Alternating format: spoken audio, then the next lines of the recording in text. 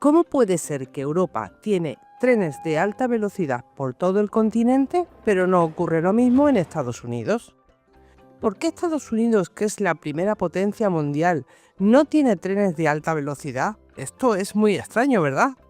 Veréis, en el año 1800 se tardaba 4 días en llegar desde Nueva York hasta Washington y 2 semanas para llegar a Georgia. Claro, eran las locomotoras muy antiguas y esto era tardar muchísimo tiempo. 30 años después, los viajes en tren comenzaron a ser el doble de rápidos. En solo 30 años, el doble. En lugar de llegar a Georgia en 2 semanas, llegabas solo en una. En 1930, el tiempo que se tardaba en cruzar Estados Unidos de arriba a abajo era de 2 días. Y como 3 o 4 para atravesar el país de una costa a otra. Ahora, después de casi un siglo, el tiempo que se tarda en cruzar desde Nueva York hasta California, es decir, desde la costa este hasta la costa oeste, es de 3 días enteros. ¿Por qué los trenes son tan viejos en Estados Unidos? Es obvio que hay aerolíneas que recorren esta distancia en muy poco tiempo, pero hay personas que les da miedo volar, esto es así. Si comparamos las líneas de tren de Estados Unidos con las de China, las diferencias son brutales. China tiene la red de ferrocarril que es la más larga y más rápida de todo el mundo. Tiene 30.000 kilómetros de vía, que es una brutalidad. Pero no solo eso, sino que la gran mayoría de las estructuras las construyeron en la última década. O sea, hace nada. Si cogemos el tren en Estados Unidos, veremos que alcanza los 140 km por hora y tarda 7 horas en recorrer desde Boston hasta Washington. Pues bien, la línea china recorre esta misma distancia de Beijing a Jinzhou en 2 horas y 20 minutos, con una velocidad media de 300 km la hora. Incluso los trenes de Japón, que tienen más de 60 años de antigüedad, aunque a nosotros nos parezcan muy revolucionarios, llegan a una velocidad de 200 km por hora. Bueno, y no solo China y Japón, o sea, actualmente la mayoría de los países del mundo, si hablamos de países desarrollados, tienen líneas de tren de alta velocidad. Así que si nosotros las tenemos, si podemos ir a Madrid rápidamente, ¿por qué en el país más rico del mundo no existen estos trenes? Veréis, el primer motivo es muy curioso. ¿No os gusta esto de que todo tiene un porqué? Porque es que a mí me encanta. El principal problema es la densidad de la población comparada con el tamaño del país. Y estaréis pensando, ¿pero qué tiene que ver una cosa con la otra? Pues bien, si alguna vez habéis viajado en avión en Estados Unidos, cuando estás en una distancia en la que todavía puedes ver tierra firme, se puede apreciar que el paisaje es casi desértico. Existe muchísima distancia entre un lugar y otro, mucho más de lo que ocurre en Asia o en Europa. Y esa distancia normalmente es desértica, o sea, no hay nada.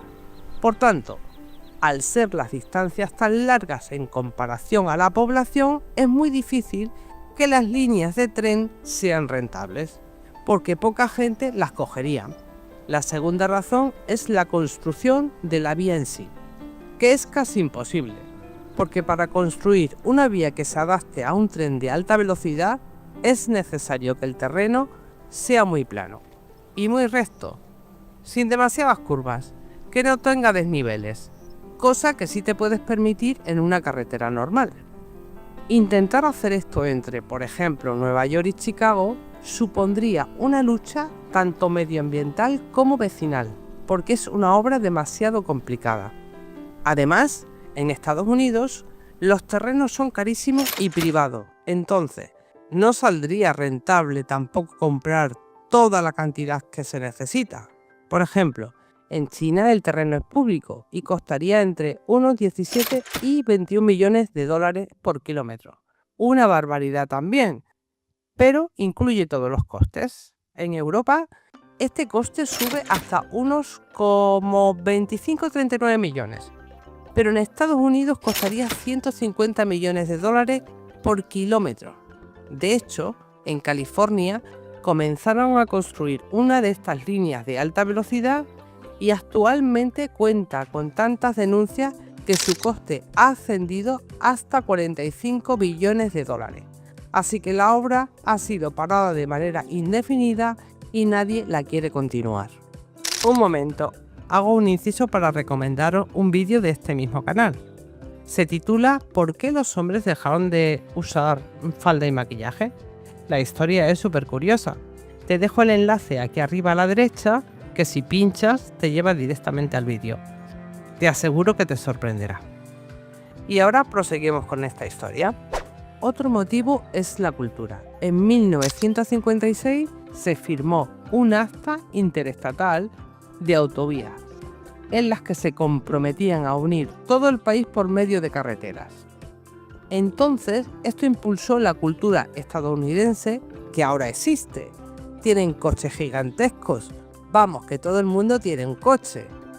En tan solo 8 años, de 1950 a 1958, se matricularon más de 67 millones de coches en el país. Con todo el mundo teniendo coche propio, porque es algo que es estándar allí, porque además las distancias son muy largas y es que no hay terreno para caminar. La gente va incluso al supermercado en coche. Con todo esto, cada vez eran menos las personas que querían viajar en tren. Preferían hacerlo en su propio coche. Para que os hagáis una idea, entre 1950 y 1970 el número de personas que viajaban en tren alrededor de Estados Unidos bajó un 50%. Luego, la obsesión que tienen los estadounidenses por mantener las autovías perfectas hizo que en el año 2007 se gastasen 146 billones de dólares en la construcción de áreas de servicio. Si bien es cierto que Estados Unidos no tiene una red de ferrocarril muy útil, sin embargo, la red de mercancía es la más potente del mundo y con diferencia. Los trenes transportan sobre todo carbón, madera, petróleo y son muchísimas las empresas privadas las que construyen sus propias líneas de transporte, porque para ellos sí que va a tener un beneficio brutal. En Dakota, por ejemplo, por cada línea de tren de pasajeros existen 10 de mercancía. O sea, básicamente la conclusión sería que es que no quieren construirla, no les sale a cuenta, no es la cultura que tiene y ya está. Por eso no hay trenes de alta velocidad en Estados Unidos. Y luego también existe un problema final que quizás yo creo que es el más interesante, y es básicamente lo que se conoce como lobbying. Es decir, el chantaje al gobierno por parte de las empresas. El tren es un medio de transporte que no utiliza combustibles fósiles. Entonces es el que menos contamina de todos. ¿Qué ocurre? Que si de repente este medio de transporte entra en auge, un montón de compañías que trabajan el petróleo, por ejemplo, compañías de coches, compañías de aviones, pues quebrarían. Y por otro lado, esta cantidad enorme de impuestos que pagan las compañías aéreas al país. Entonces, básicamente las aerolíneas amenazan al gobierno con dejar de pagarlos, si es que el gobierno redirige la población a los trenes.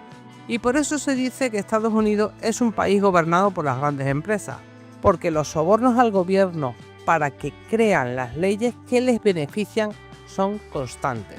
Bueno, y hasta aquí el episodio de hoy. Es interesante, ¿verdad? Ahora cuéntame, ¿sabías que no existían trenes de alta velocidad en Estados Unidos?